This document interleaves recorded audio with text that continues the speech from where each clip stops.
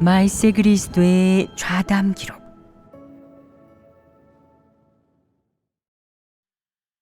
진리를 실행해야 생명 진입이 있다.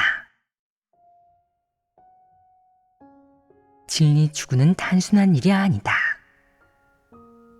반드시 하나님의 말씀에 따라 이를 바라보는 법을 배워야 한다. 원래 이를 바라볼 때 수많은 그릇된 관점이 있었던 사람은 진리를 구하지 않을 경우 그것을 발견하지 못하고 늘 그래왔듯 스스로 옳다고 생각하며 교만하고 독선적이다. 내가 그를 책망하더라도 그는 자신의 잘못을 인정하지 않는다. 진리를 추구하지 않는 사람은 이를 바라보는 관점을 바꾸기 어렵다. 예를 들어 어떤 사람은 교회의 누군가가 예전에 어떤 기업의 사장이었다는 것을 알고 마음속에 추앙하는 감정이 생겨서 그런 사람을 부러워하고 탐복하며 우러러본다. 심지어 그 사람을 숭배하기도 하고 마음속에 그 사람이 지위를 갖게 된다. 이런 상황에서는 어떻게 해야 하겠냐? 너는 진리 원칙에 따라 그 사람을 분별하고 대해야 한다. 그가 진리를 사랑하고 추구하는 사람인지, 존경할 만한 사람인지 살펴봐야 한다. 가까이 대하며 분별해 본 결과 그가 그런 사람이 아니라면 마음속으로 그를 우러러보지도 앙망하지도 않을 것이다. 그런 평상심으로 그를 대하고 접할 것이다. 평상심으로 대한다는 게 어떤 것이겠냐? 올바르게 대할 수 있는 것이다. 사람 마음 속에는 자신의 기호, 염원, 추구가 가득하며 사람의 가치관은 여러 세부적인 행위에서 드러난다.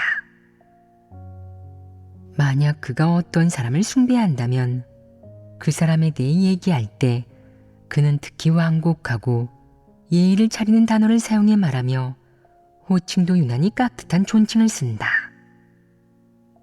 이는 무엇을 의미하겠느냐? 그 사람이 그의 마음속 지위를 가졌고 그가 그 사람을 우러러본다는 뜻이다. 이 밖에 그가 자주 하는 말이 또 있다. 그 사람은 원래 한자리 하던 사람인데 하나님 집에 와서는 보통 사람 취급을 받으니 억울하겠어요. 그의 사상 관점으로 보면 하나님 집에서는 인재를 중시하지 않는다는 것이다. 그 사람처럼 대단한 인물이 몸을 낮추어 하나님 집에 와서 하나님을 믿고 본분을 이행하는데 아무도 우러러보거나 발탁하지 않고 상부에서도 특별히 형제자매에게 소개해주지 않으니 말이다. 그에게 그 사람이 본분을 어떻게 이행하는지 물어보면 그는 이렇게 말한다. 그 사람은 예전에 직원이 몇천 명 되는 회사를 운영했어요. 이 정도 사역을 하는 건 별것도 아니죠. 하나님 집에는 그 사람보다 자질이 뛰어난 사람이 없어요. 그 사람이야말로 뛰어난 사람이고 하나님 집에는 뛰어난 인물이 없어요. 이게 무슨 말이냐? 그는 세상에는 뛰어난 사람이 있지만 하나님 집에는 뛰어난 사람이 없다고 생각한다. 세상에 있는 사람도 하나님 집에 있는 사람처럼 진리를 갖추고 있겠느냐? 세상에 뛰어난 사람이 있다고 할 거면 그 뛰어난 사람을 믿지 그랬느냐? 굳이 왜 하나님을 믿으러 온 것이냐? 하나님에 대해 관념이 있다면 서둘러 세상으로 돌아가야 한다. 그가 이런 말을 하다니 이는 사탄의 목소리 아니냐? 사탄의 목소리이다. 그는 하나님을 믿겠다고 하나님 집에 와서는 여전히 사탄을 높인다. 유명인 누구누구가 하나님을 믿는다면 그 사람은 누구보다 자질이 뛰어난 사람이 될 거예요. 그 사람이 온전케 되지 못하면 우리 같은 사람들은 다 끝장이죠. 우리는 그 사람 눈에 아무것도 아니에요. 라는 말만 하지 않았을 뿐이다. 그의 마음 속에서는, 그의 눈에는 하나님을 믿는 사람은 세상의 유명인사, 기업가, 관료만 못하고 그런 사람들이야말로 뛰어나고 가치가 있는 사람이다. 그의 말의 행간을 살펴보았을 때 그는 진리를 추구하는 사람이겠느냐. 설교를 얼마나 들었든 그의 관점과 사상, 세상에 대한 견해, 유명인과 뛰어난 사람에 대한 견해와 관점은 변하지 않았다. 그가 진리를 얻었겠느냐? 그에게 생명 진입이 있겠느냐? 뭐하는 인간이겠느냐? 그는 불신파이고 유다이며 반역자이다. 그의 마음 속에서는 하나님도 진리도 지고지상하지 않고 세상의 권세와 명망, 명리야말로 지고지상한 것이다. 그는 반역자로 유다의 사상관점, 사탄의 사상과 논리를 가지고 있는 것이다. 이런 사람들은 설령 진리를 알아들었다고 해도 사상관점이 변하지 않으며 명망, 지위, 권세를 추구한다. 이런 사람 곁에 가면 그가 너에게 말하는 태도가 이상하고 너는 그에게 다가가기 어렵고 평범한 사람은 그의 눈에 들지 못한다는 느낌을 받을 것이다. 그래서 그는 하나님에 대한 관념을 그렇게나 많이 가지고 있는 것이다. 하나님이 진리를 얼마나 선포할 수 있든 그는 마음속으로 늘 하나님과 거리를 둔다. 그는 성육신의 정상인성도 평범하고 조금도 위대하거나 높거나 크지 않다고 생각한다.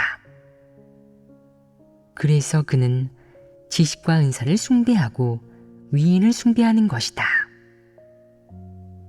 사탄 성품이 충만한 이런 교만하고 잘난치 않은 사람이 정상인성이 있고 진리가 충만한 그리스도를 보고 어떻게 엎드려 경배할 수 있겠느냐.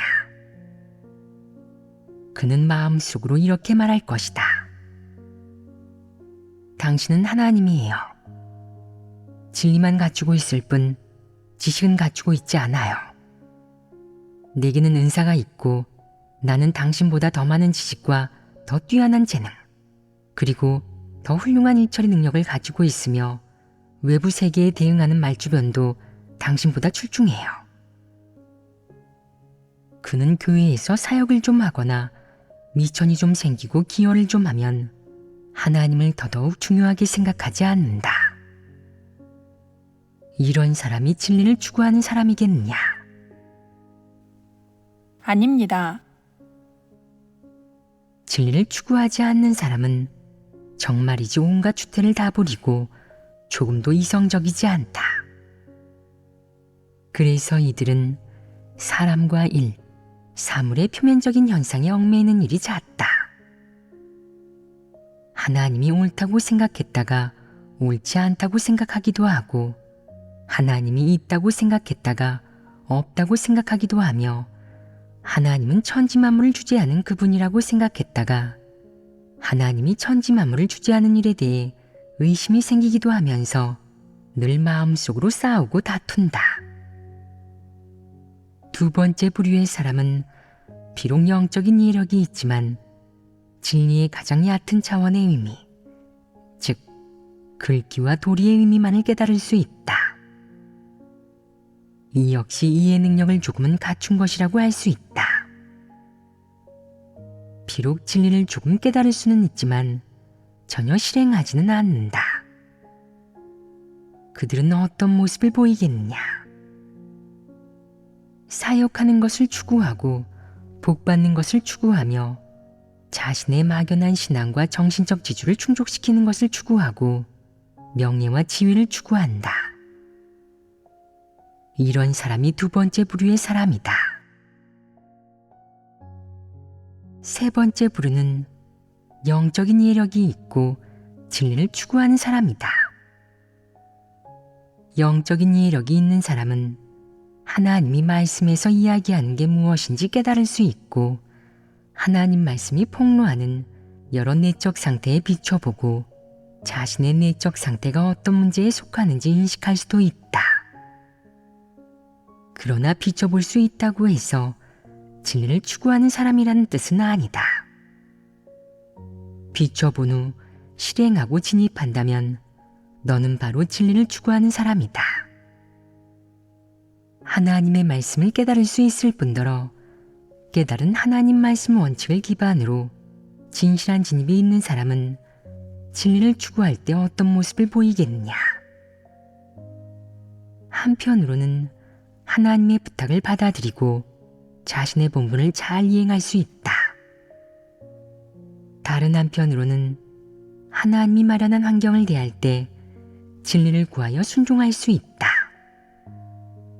또 다른 한편으로는 일상생활에서 자신의 여러 방면의 내적 상태와 표출을 성찰하기를 중시하고 하나님의 말씀에 따라 비춰보아 문제를 해결함으로써 각종 일을 대할 때 원칙과 실행의 길이 있는 상태에 이를 수 있다. 예를 들어 지난번에 바울의 7가지 죄를 교제하고 해부했는데 너희는 자신을 비춰보고 진실하게 인식하여 실행하고 진입할 수 있어야 한다. 비춰보는 것과 생명 진입은 긴밀하게 관련된다. 비춰볼 수 있다면 이는 생명 진입에 입문하는 것이다. 입문한 뒤 어떻게 진입할지는 이 방면의 진리를 깨달았는지에 달려있다. 한 방면의 진리를 깨달으면 한 방면의 실제에 진입할 수 있고 두 방면의 진리를 깨달으면 두 방면의 실제에 진입할 수 있다. 만약 도리만 이해하고 진입의 원칙이 없다면 실제에 진입할 수가 없다. 그래서 핵심은 우선 진리를 많이 깨달아야 하는 것이다. 어떻게 해야 깨달을 수 있겠느냐? 하나님의 말씀을 많이 읽고 묵상해야 한다. 자신의 현실 생활, 그리고 자신이 이행하는 본분에 결부하여 실행 원칙과 실행의 길을 찾는다면 실제에 쉽게 진입할 수 있다. 만약 실제적인 문제들이 있으면 관련된 하나님 말씀에 따라 비춰보고 문제를 해결해야 한다. 만약 하나님에 대해 관념이나 오해가 있다면 더더욱 하나님의 말씀에 따라 비춰보아야 한다. 이 관념과 오해가 도대체 무엇이 잘못된 것인지, 어떤 성질의 문제인지 분별할 줄 알아야 하고 반드시 해부할 줄 알아야 하며 그런 다음 상하는 진리를 구해 해결해야 한다. 이것이 생명 진입의 길이다. 바울은 사역을 그토록 많이 했지만 생명 진입의 길이 있었느냐? 전혀 없었다. 바울의 7대 죄 중 첫 번째는 무엇이냐? 면류관을 추구하는 것과 복받기를 추구하는 것을 정당한 추구 목표로 삼은 것이다. 복받기를 추구 목표로 삼은 것은 무엇이 잘못되었겠느냐? 이는 진리를 완전히 위배한 것이고 사람을 구원하는 하나님의 뜻에 부합하지 않는 것이다. 복받는 것이 정당한 추구 목표가 아니라면 정당한 추구 목표는 무엇이어야 하겠느냐? 진리를 추구하고 성품 변화를 추구하여 하나님의 모든 배치와 안배에 순종하는 것. 이것이 사람이 갖추어야 할 추구 목표이다. 예를 들어 너는 책망과 훈계가 닥쳤을 때 관념과 오해를 가지며 순종하지 못한다고 하자. 어째서 순종하지 못하겠느냐? 내 종착지나 복받으려는 꿈이 도전을 받았다고 생각하기 때문이다. 그래서 소극적인 상태에 빠지고 괴로워하며 본분을 내팽개치고 이행하지 않으려고 하는 것이다. 그 원인은 무엇이겠느냐? 내 추구에 문제가 있어서이다. 그럼 어떻게 해결해야겠느냐? 서둘러 그릇된 생각을 버리고 진리를 구해 폐괴의 성품의 문제를 해결해야 한다. 이것이 급선무이다. 나는 본분을 내팽개칠 수 없어. 피조물이 이행해야 할 본분을 제대로 이행하고 복받으려는 욕망을 내려놓아야 해. 라고 말해야 한다.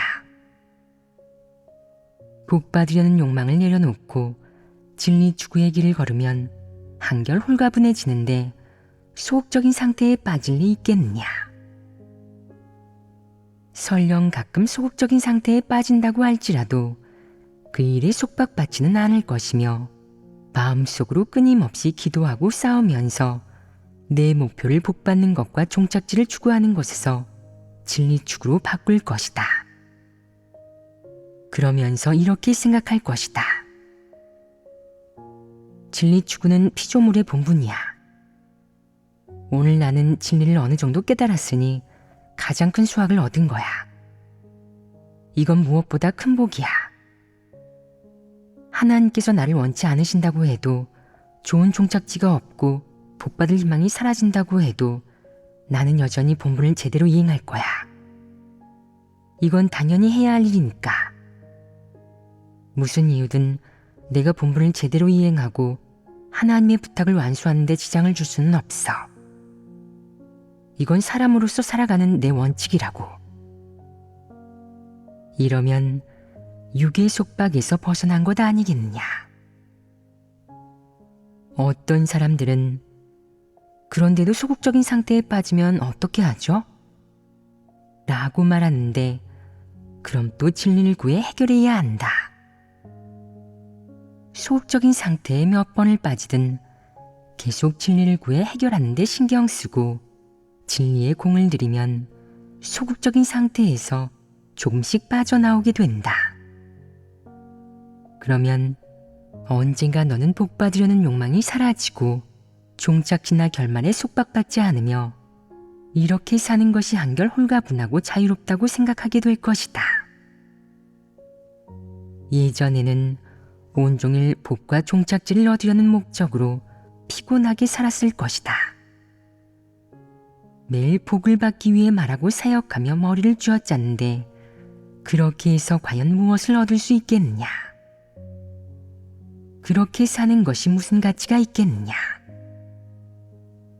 진리를 추구하지 않으며 가장 좋은 시간을 의미 없는 일에 낭비했으니 결국 어떤 진리도 얻지 못하고 어떤 체험 간증도 말하지 못해 웃음거리가 되고 철저히 창피를 당하고 실패하게 될 것이다.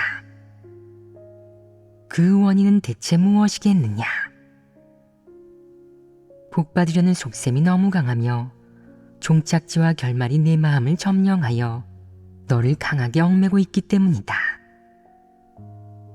언젠가 앞날과 운명의 결박에서 빠져나오면 모든 것을 버리고 하나님을 따를 수 있을 것이다.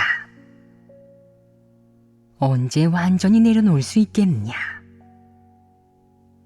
생명 진입이 점점 깊어져서 성품 변화가 생길 때 완전히 내려놓게 된다. 저는 내려놓겠다고 마음먹으면 내려놓을 수 있습니다. 라고 말하는 사람들이 있는데 이것이 자연 법칙에 부합하겠느냐? 부합하지 않습니다.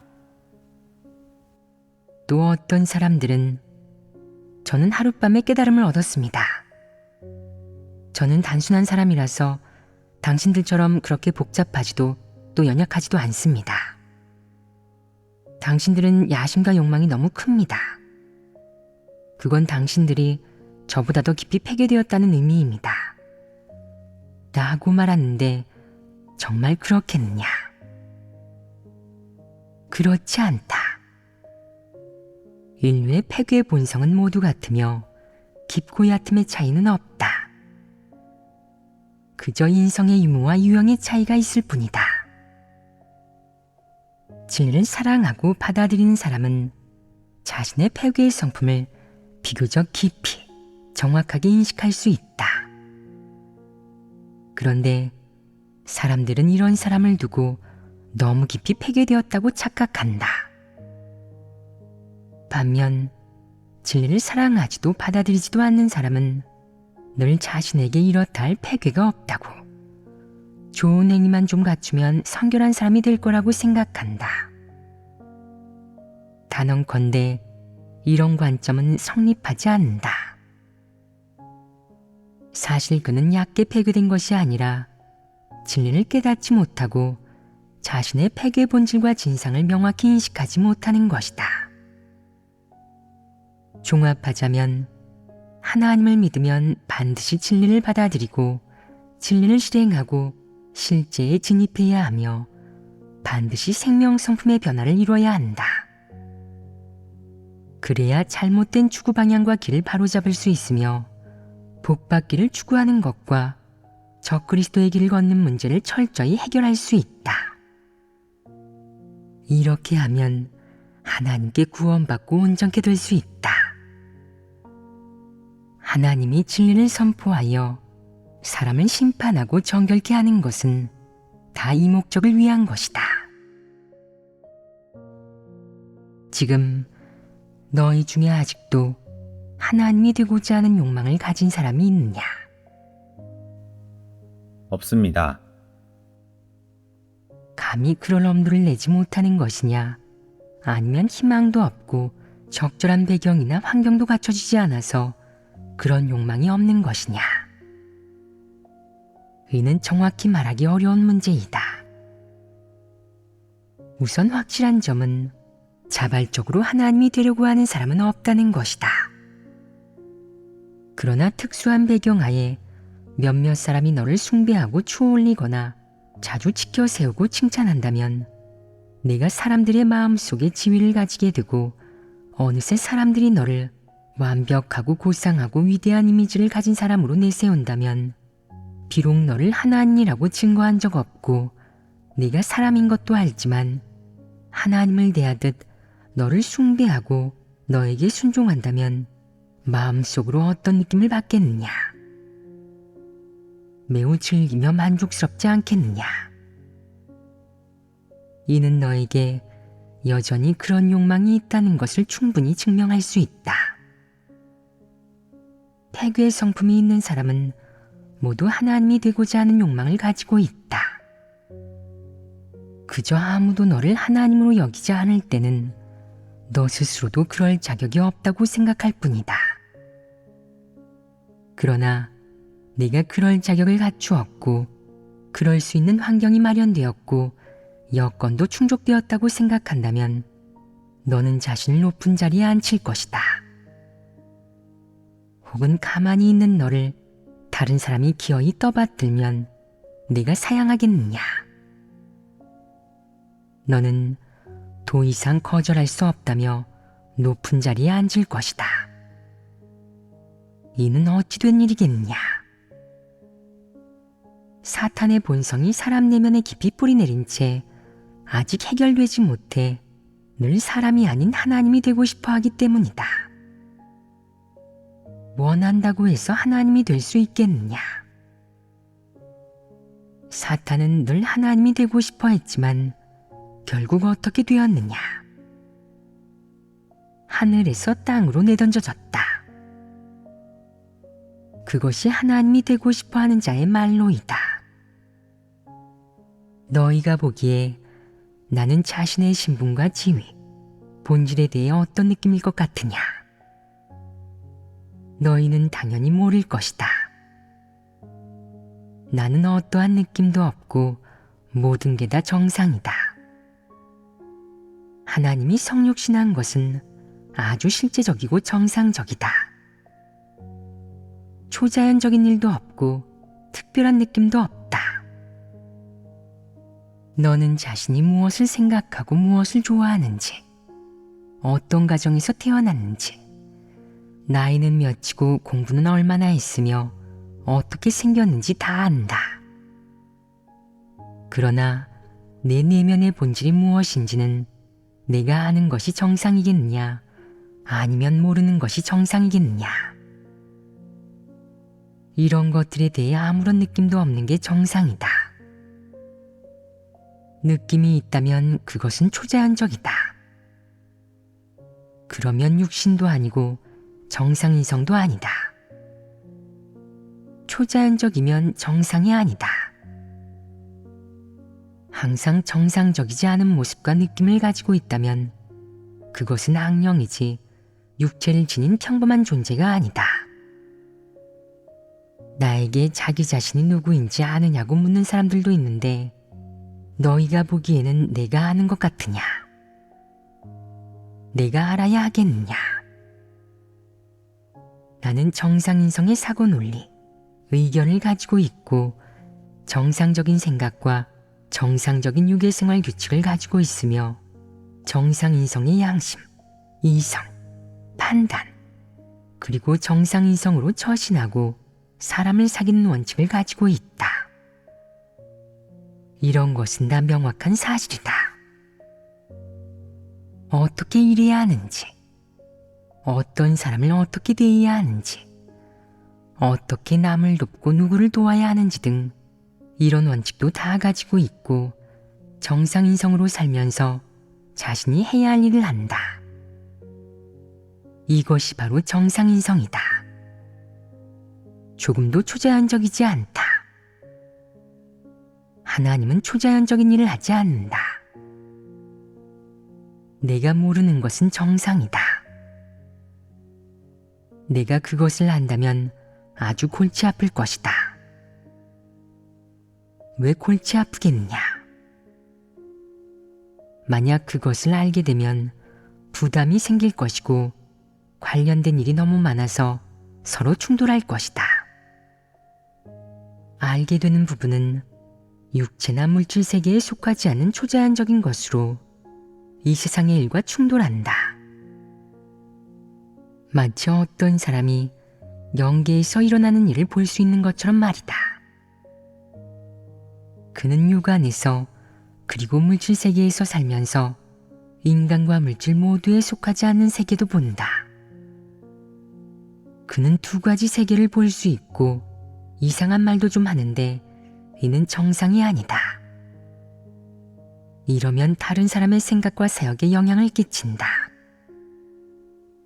그리고 하나님을 믿고 진리를 추구하는 사람은 영계에서 일어나는 일을 어느 정도 알아야 하지만 그 중에는 사람이 알 수 없는 일이 아주 많다. 사실 알지 못해도 별 손해는 없다. 알든 모르든 다 괜찮다. 하나님은 이미 육체를 지닌 평범한 존재가 깨닫고 알고 느낄 수 있는 범위를 한정해 놓았다. 하나님은 내가 알아야 하는 것을 한마디도 빼놓지 않고 너에게 모두 말해주고 남김없이 전부 알려줄 것이다. 너에게 알려줄 필요가 없는 것은 철저히 봉쇄해 알려주지 않을 것이니 너의 사고와 생각을 어지럽히지도 않을 것이다. 또 다른 한편으로 육체를 지닌 평범한 존재인 사람에게 영계의 일은 일종의 비밀이자 기이한 현상 혹은 또 다른 세상의 일이기 때문에 사람은 마음속으로 그에 대해 어느 정도 알고 싶어 한다. 하지만 내가 그걸 알아서 또 무엇하겠느냐?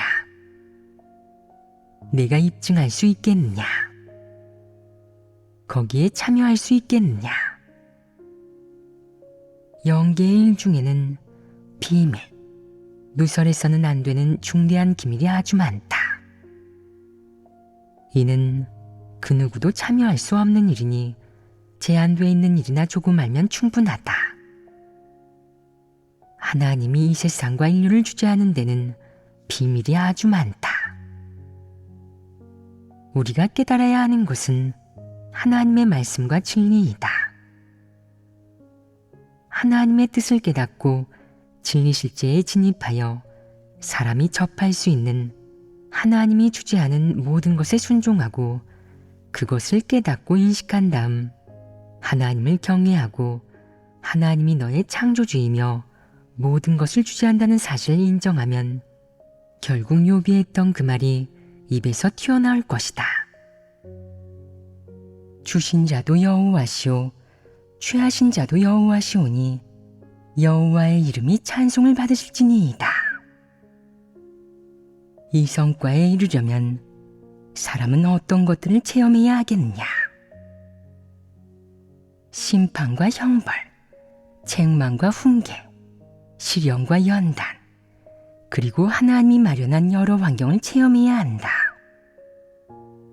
이를 통해 하나님의 행사와 성품을 인식하고 창조주의 본질을 이해하며 자신이 읽었던 하나님 말씀이나 들었던 설교에 자신을 비춰본다면 최종적으로는 하나님이 어떻게 대하든 취하든 주든 사람은 하나님의 행사를 공정하고 정확하게 인식할 수 있고 피조물의 이성에 맞게 순종하고 받아들일 수 있게 된다. 이것이 바로 하나님이 이루려는 일이다. 오늘 교제할 주제로 돌아가 보자. 진리를 추구하는 사람의 모습과 진리를 추구하지 않는 사람의 모습은 기본적으로 이와 같은 세 부류로 나뉜다. 이 세 부류의 사람을 모두 세세하게 구분해 보았다. 첫 번째 부류는 영적인 이해력이 없는 사람. 두 번째 부류는 영적인 이해력이 있지만 진리를 추구하지 않는 사람. 세 번째 부류는 영적인 이해력이 있고 진리를 추구하는 사람이다. 이 세 부류의 사람 중 어떤 부류의 사람이 진리 실제에 진입하여 구원받을 희망이 있겠느냐? 세 번째 부류의 사람입니다.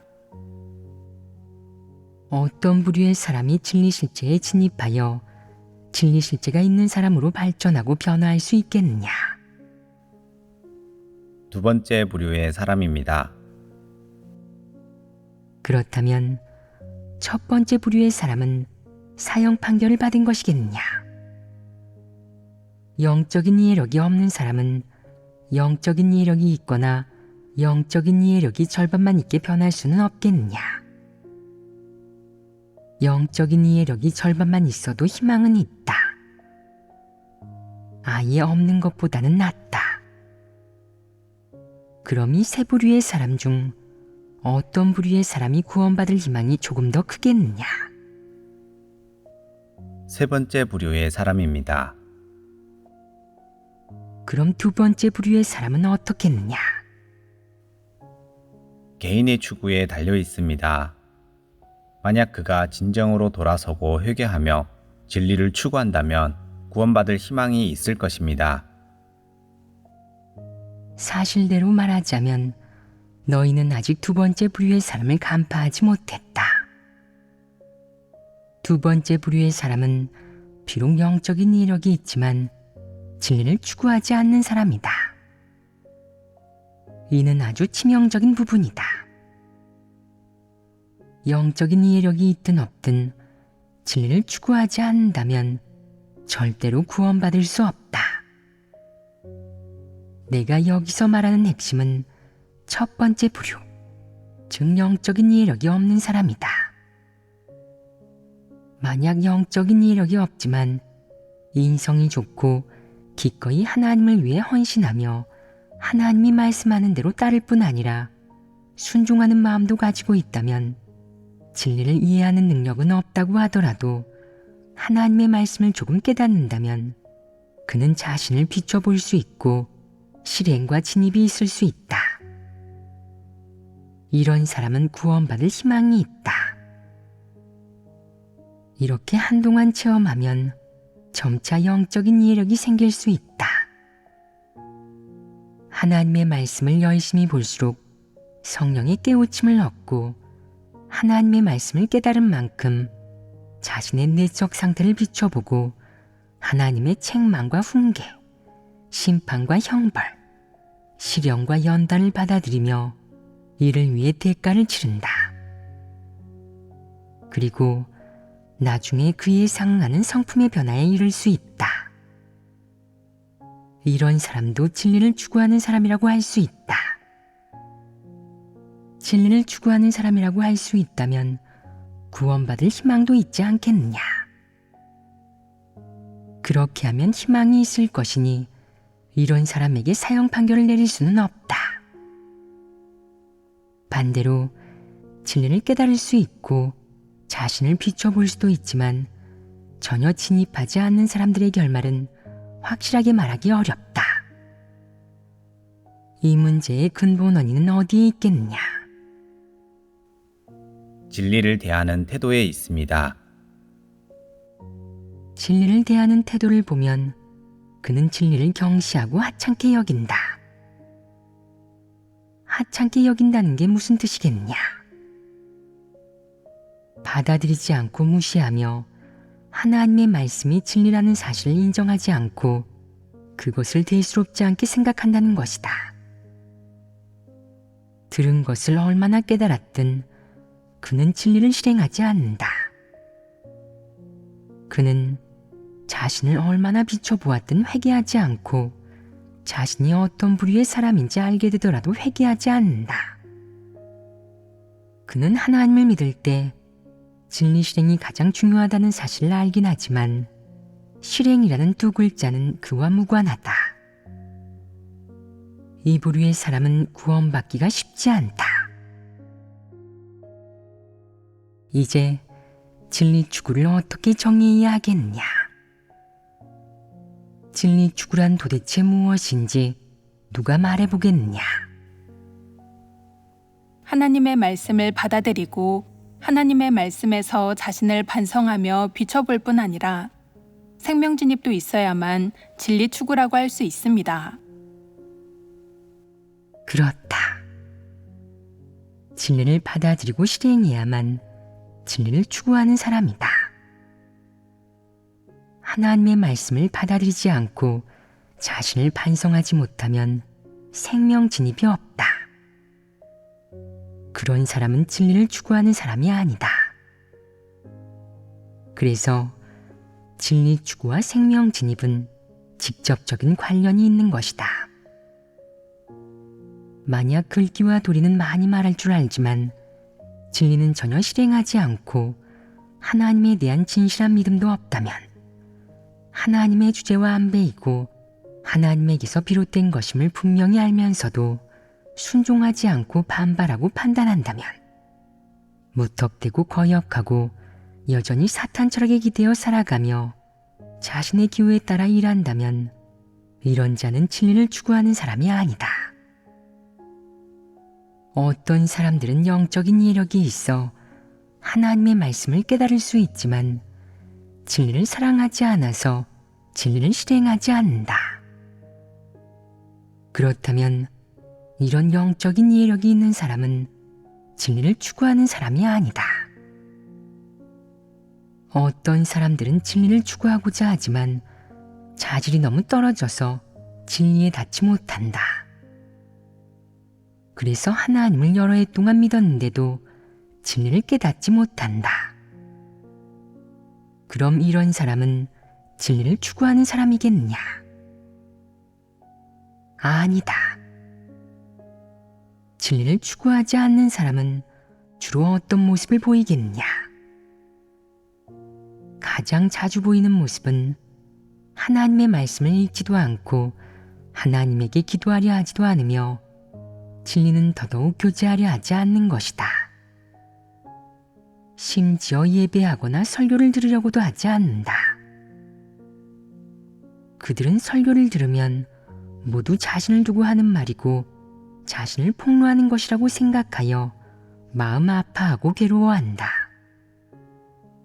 그래서 설교를 들을 때만 되면 졸려고 하거나 잡담을 하려고 한다. 이런 사람도 적지 않다. 그들은 그저 복받기 위해 하나님을 믿는 것이지 진리를 받아들이고 진리를 얻어서 폐괴를 벗어버리고 사람다운 모습으로 살며 하나님의 구원을 받기 위해서 하나님을 믿는 것이 아니다. 문제의 주된 근원은 그들이 진리를 사랑하지 않고 진리에 흥미를 느끼지 않는 것이다. 그들은 하나님을 믿을 때 그저 복받기만을 바란다. 이는 그들이 유일하게 바라는 것으로 그들은 복받기 위해 힘쓰고 버릴 수 있지만 진리를 받아들이지 못하고 진리의 흥미도 느끼지 못한다. 그들은 도리를 이해하기만 하면 그만이라고 생각한다.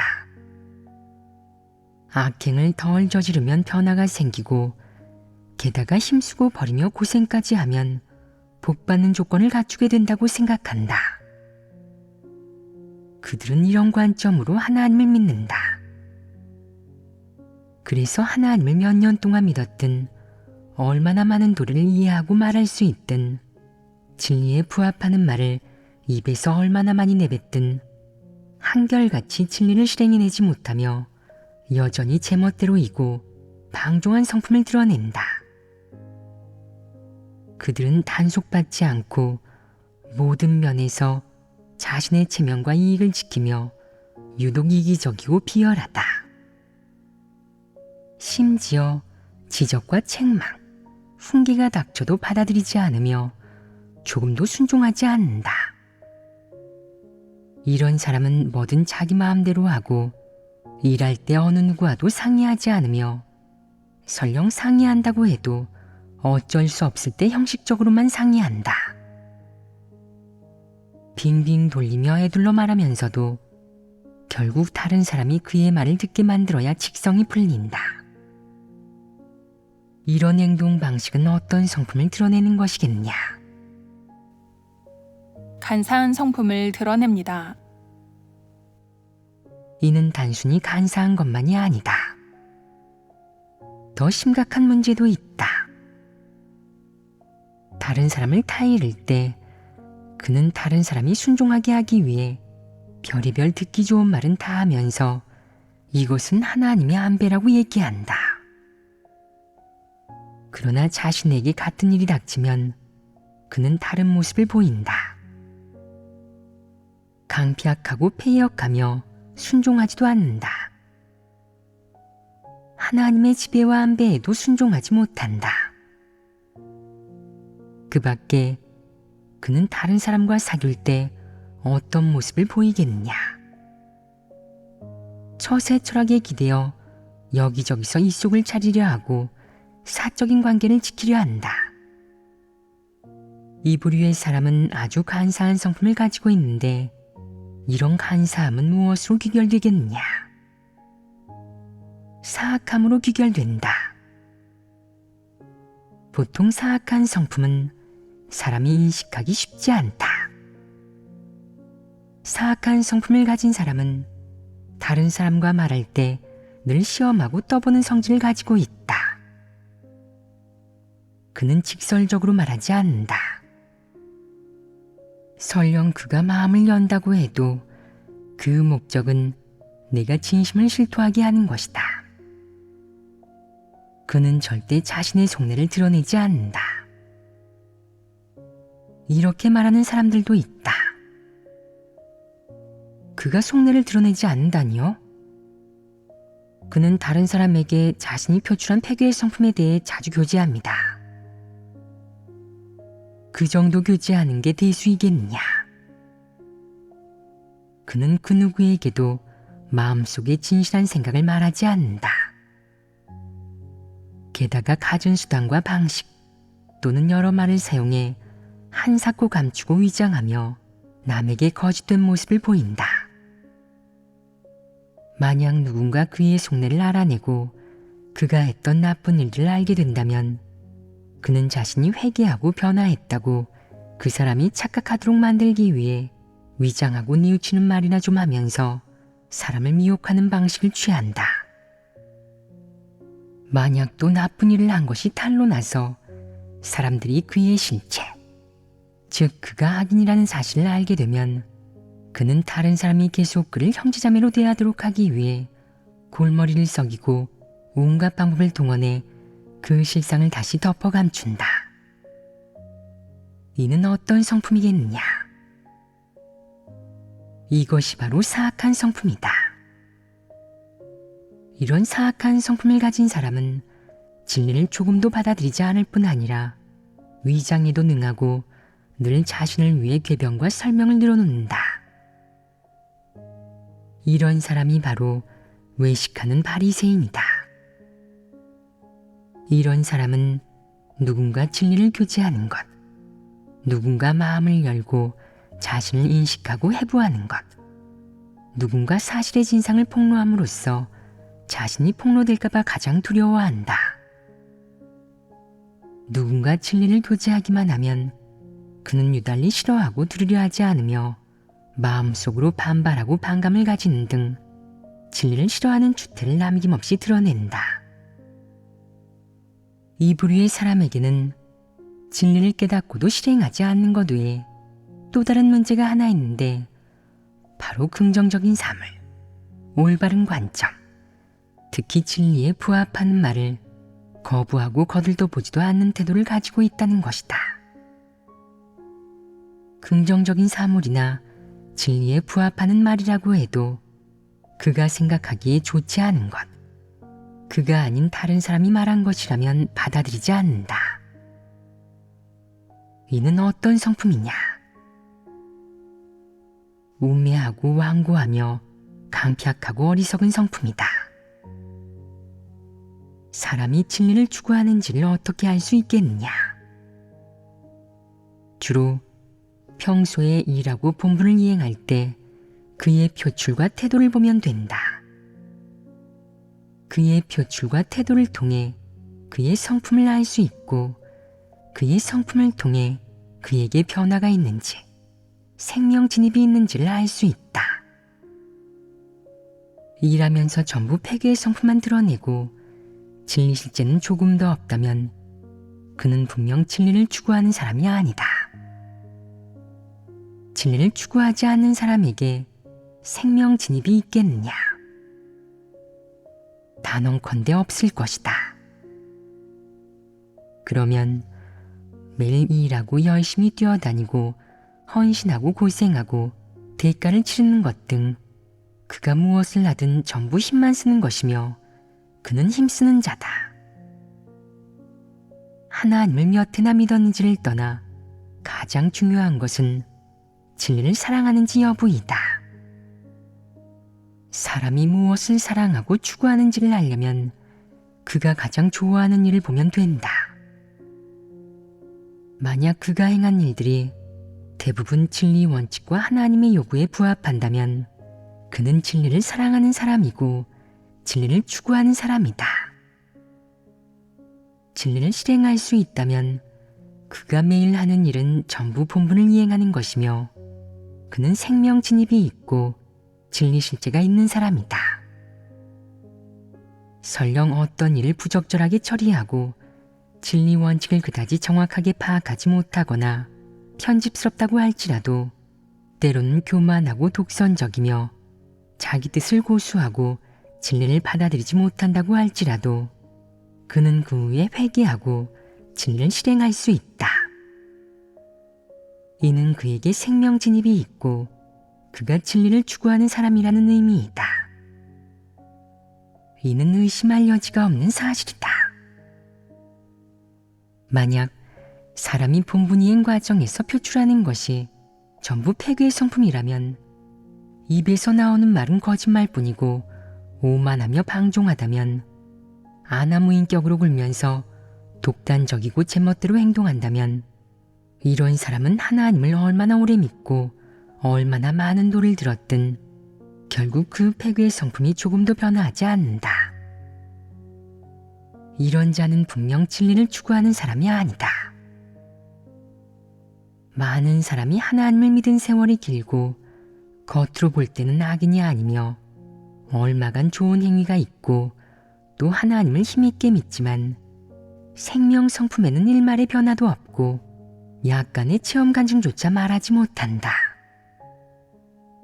이런 사람은 가련하지 않으냐? 하나님을 오랜 세월 믿었는데 체험 간증을 조금도 말하지 못한다면 이는 순전히 힘만 쓰는 자이니 참으로 가련하다. 한마디로 말하자면 사람이 진리를 추구하는지 생명 진입이 있는지를 판단할 때는 그가 표출하고 나타낸 것을 통해 그의 성품과 본질이 어떤지를 보고 그에게 과연 성품 변화가 있는지를 보면 된다. 늘 글귀와 도리만 읊어대며 꾸미고 기만하는 것은 오래가지 못하고 그저 자신만 해야 할 뿐 남을 속일 수 없다. 진리를 받아들이지 않고 진리를 추구하지도 않는 사람은 언젠가 드러나 도태될 것이다. 오직 진리를 받아들이고 실행하는 사람만이 생명 진입과 성품 변화를 이룰 것이다. 생명 진입이 무엇인지, 진리 추구가 무엇인지, 그리고 진리를 추구하는 사람의 여러 모습에 대해 교재를 마쳤다. 사람은 자신을 비춰보아야 하고 진리를 깨닫고 나면 실행해야 한다. 하나님을 믿는 대부분 사람의 가장 큰 어려움은 무엇이겠느냐?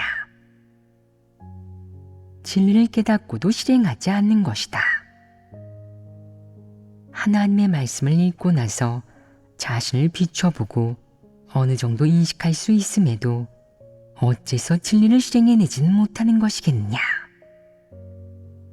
대다수 사람은 그 원인을 찾지 못한다. 예를 들어 사람은 모두 교만한 성품을 가지고 있어서 매우 교만하고 독선적이다. 이는 대부분 사람이 다 인식할 수 있는 부분이다. 그럼 교만한 성품을 표출하지 않으면 되지 않겠느냐? 그러나 이는 쉽지 않다. 하나님 말씀을 읽고 나서 비춰볼 수 있고 자신이 교만한 성품을 가지고 있다는 사실을 인정하며 실행의 길도 있지만 어려움은 바로 자신의 기호와 속셈, 목적을 가지고 행동하는 경우가 작고 그것이 패괴의 성품과 관련되어 있다는 사실도 알아채지 못하는 것이다. 이런 일을 분별할 줄 알아야 하고 진리를 깨달아야 하며 해결해야 할 것은 해결하고 내려놓아야 할 것은 내려놓아야 한다. 즉, 더 이상 자신의 속셈, 욕망, 체면, 지위, 이익 등을 위해 행동해서는 안 되고 악을 행하는 발걸음을 멈추어야 하며 자신의 이익을 위해 말하거나 행동해서도 안 된다. 그럴 수 있다면 이미 회개하는 마음이 생긴 것이고 소극적인 면에서 변화하기 시작한 것이다. 만약 조금 더 적극적으로 행동하여 자신을 위해 말하지 않을 뿐 아니라 자신을 해부하여 형제자매에게 내 교만한 성품의 모습을 보여줄 수도 있다면 이를 통해 본보기와 교훈, 이점을 얻고 실행의 길을 찾는다면 더욱 바람직할 것이다. 그렇다면 무엇이 어렵겠느냐? 자신의 모든 속셈, 목적, 야심, 욕망, 이익을 내려놓는 것, 자신을 위해 행동하지 않는 것, 자신을 위해 바쁘게 뛰어다니지 않는 것이 어렵다. 바울은 달려갈 길을 마쳤다고 말했는데 그는 누구를 위해 열심히 뛰어다닌 것이겠냐? 자신이 복을 받고 면류관을 얻기 위한 것입니다. 그러나 바울은 그 사실을 인식하지 못했다.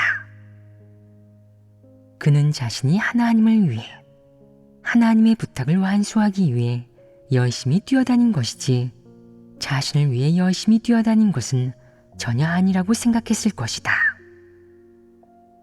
그래서 그렇게 뻔뻔스럽게 큰소리치며 자신을 과시하고 증거할 수 있었던 것이다. 이는 분명 자신을 위해 변명하고 설명한 것이자 자기가 사는 것이 그리스도라고 증거하는 가장 좋은 근거인 것이다.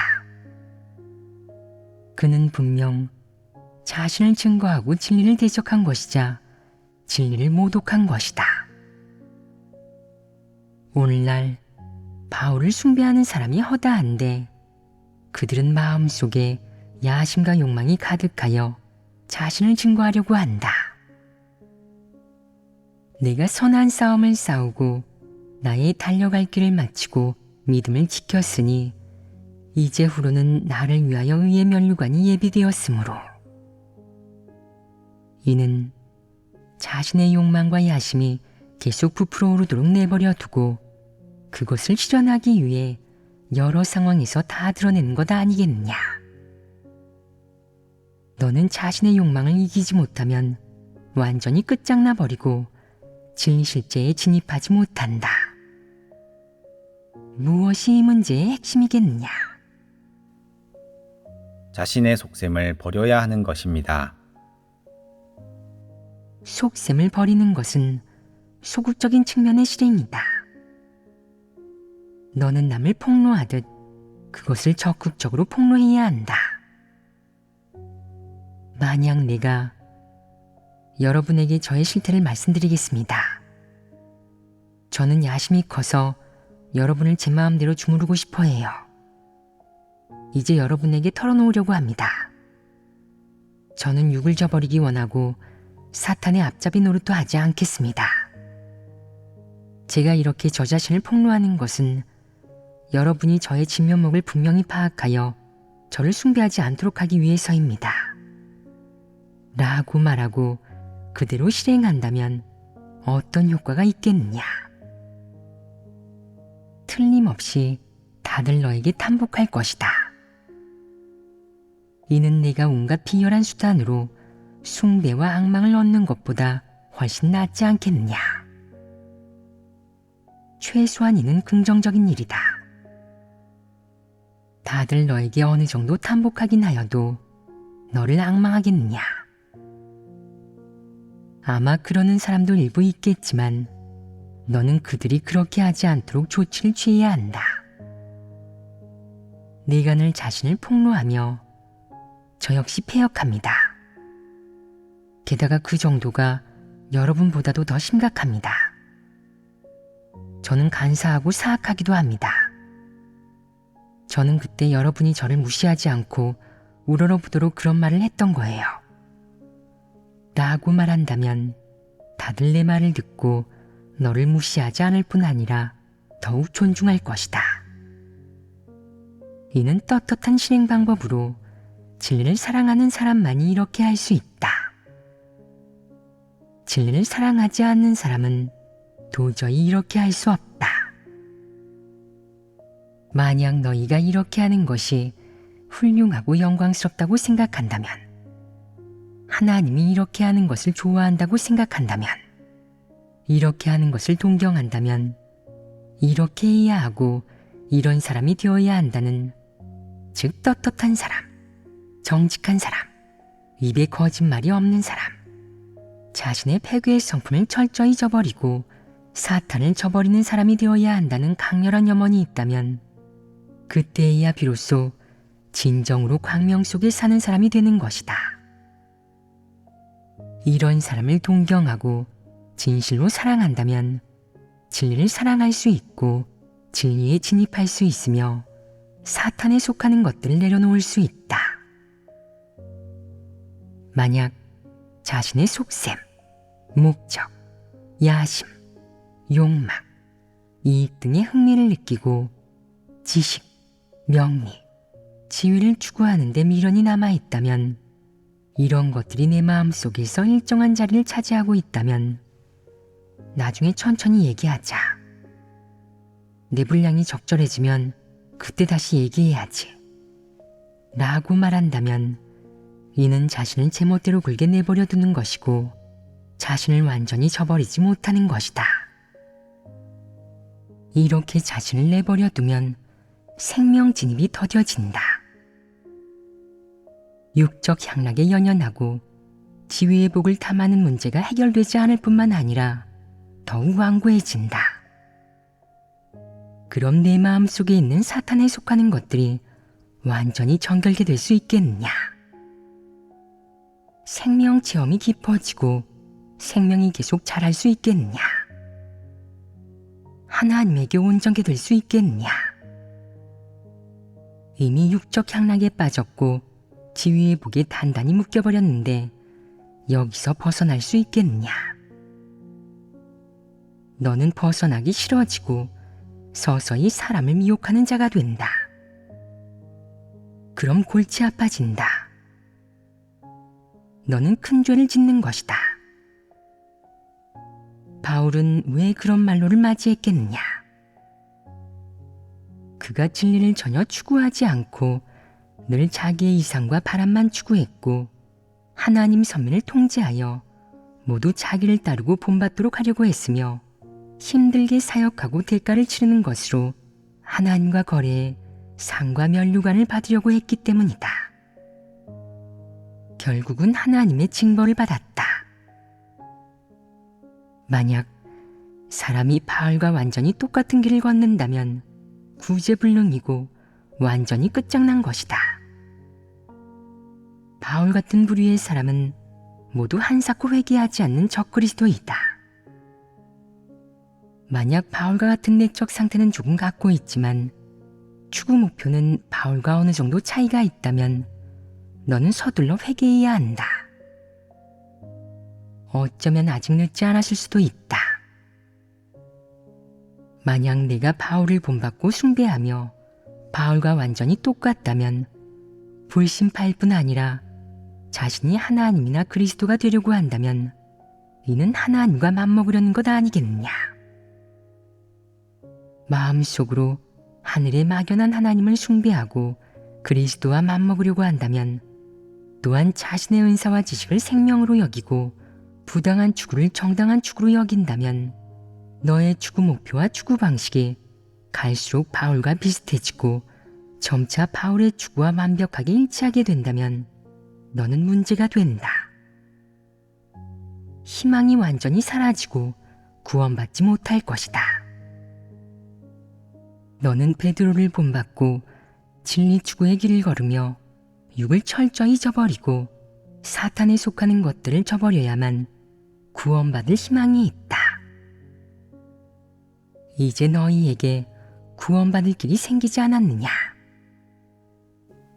끊임없이 자신을 폭로하고 내려놓아야 합니다. 우선 개인의 속셈, 목적, 야심, 욕망을 내려놓아야 한다. 적극적으로 추구하든 소극적이고 수동적이든 이런 것들을 내려놓고 순종하는 법을 배워야 한다. 이것이 가장 중요하다. 만약 일이 닥쳤을 때 어떻게 할 계획이 있다면 우선 무엇을 위해 그렇게 하는 것인지 따져보아야 한다. 만약 체면과 지위를 위해서라면 우선 발걸음을 멈추어야 한다. 행동의 발걸음을 늦추고 이렇게 기도해야 한다. 하나님, 저는 이렇게 하고 싶지 않아요. 저는 저버리고 싶어요. 하지만 저에게는 힘이 없어요. 저에게 힘을 더해주세요. 저를 지켜주시고 악을 행하는 저의 발걸음을 막아주세요. 그러면 어느새 힘이 생길 것이다. 죄를 이기는 능력, 육을 저버리는 능력, 폐괴의 성품을 저버리는 능력은 사람의 소망, 의지, 그리고 진리를 사랑하는 마음에서 비롯될 때도 있지만 때로는 하나님의 사역을 필요로 하고 하나님에게 의지해야 한다. 사람은 하나님을 떠날 수 없다. 간혹 진리를 깨닫고 행할 길이 생기면 너는 이제 스스로 독립하여 생활할 수 있다고 생각하지만 새로운 환경이 닥치면 또 어떻게 실행해야 할지 모르기 때문에 여전히 하나님에게 기도하고 의지해야 한다. 사람은 일생 동안 수많은 우여곡절을 겪는다. 그러니 영원히 하나님을 떠날 수 없다는 것이다. 진리를 아무리 많이 깨닫는다 해도 하나님을 떠날 수는 없다. 소극적이거나 수동적인 순간이 얼마나 많든 결국은 하나님의 인솔과 인도에서 떠날 수 없다. 하나님에게 많이 순종할수록 너의 진리 실제가 많아지고 진리 실제가 많아질수록 너의 생명 진입이 점점 깊어짐을 의미한다. 생명 진입이 깊어질수록 내 성품의 변화가 많아짐을 뜻한다. 성품의 변화가 많아지면 내 분량이 생긴다. 너의 분량은 내 생명 진입을 의미한다. 분량이 생기면 너는 폐괴의 성품이 너를 통제하고 결박할 때도 이길 수 있게 되고 죄를 이기는 능력이 강해지며 마음속에 힘이 생긴다. 그저 감성적인 소망, 염원, 포부만 있는 것이 아니다. 그런 정도에 머무는 것이 아니라 더 높은 차원으로 올라서서 어른이 되고 진리와 인성을 갖춘 사람이 되는 것이다. 이것이 바로 진리 추구의 길이자 진리 추구의 성과이다. 너희는 방향이 보이지 않느냐? 희망이 보이지 않느냐? 보입니다. 이는 좋은 일이다. 생명 진입은 끝이 없는 일로 반드시 한평생 체험해야만 어느 정도 수확이 있고 변화가 생길 수 있다. 설령 내가 진리 추구의 길을 걷는다 해도 육적 향락에 연연하고 지위의 복을 탐한다면 여전히 넘어지고 실패하고 말 것이다. 지금 너는 올바른 길을 걷고 있고 방향을 찾았다. 바람직하지 않은 것, 소극적인 것, 부정적인 것, 나쁜 것은 명확히 분별할 줄 알고 그것들과 분명히 선을 그었다. 긍정적인 것도 많이 이해하고 얻었으며 많이 깨닫고 받아들일 수 있게 됐다. 이제 그릇되고 사악하며 부정적인 사물과 행동 방식을 분별하고 나서 그것을 마음속에서 철저히 제거하고 포기하며 저버린 다음 진리 원칙에 따라 실행하는 일만 남았다. 그러면 생명 진입이 있게 된다. 생명 진입은 사실 어렵지 않다. 이는 내가 진실로 진리를 사랑하는지 여부에 달려 있다. 내가 정말로 진리를 사랑한다면 이런 부정적인 것들이 너를 무너뜨릴 수 없다. 너는 한동안 소극적이고 연약해지더라도 계속해서 앞으로 나아갈 수 있다. 네가 만약 진리를 사랑하지 않거나 진리를 사랑하는 열의가 그리 크지 않아 그저 겉모습과 형식에만 치우치며 어느 정도 헌신하고 노력하며 일찍 일어나고 늦게 자면서 본분을 이행하지만 힘쓰는 단계에 머물러 있다면 진리를 깨닫거나 실제에 진입하려 하지 않고 그저 하나님을 위해 헌신하고 큰 과오를 범하지 않는 데 만족하며 안주한다면 어떤 결과를 불러오겠느냐? 그럼 너는 절대로 하나님에게 인정받지 못한다. 성공적으로 진리를 추구하고 진정으로 생명을 얻고자 하는 것은 그리 간단한 일이 아니다. 반드시 자신의 이익을 내려놓아야 하고 모든 부당한 추구를 포기해야 한다. 예를 들어 명리와 지위를 추구하는 것, 복받기를 추구하는 것, 혹은 면류관과 상을 받고자 추구하는 것 등을 반드시 내려놓아야 한다. 만약 네가 정말로 진리를 사랑하고 하나님의 말씀을 묵상하기 좋아한다면 생명 진입은 너에게 그렇게 어려운 일이 아니다. 진리를 깨닫기만 하면 자연스레 길이 생기고 어려움이 사라진다.